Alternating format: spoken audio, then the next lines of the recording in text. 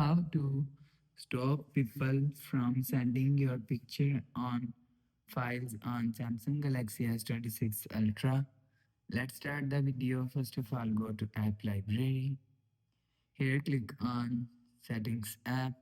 Now in Setting, scroll down, click on Connected Devices. After click on Connected Devices, click on Quick Share. After click on Quick Share, click on Scroll down and click on Who can share with you. So if you want to stop people from sending your picture, so click on Contacts Only and No One.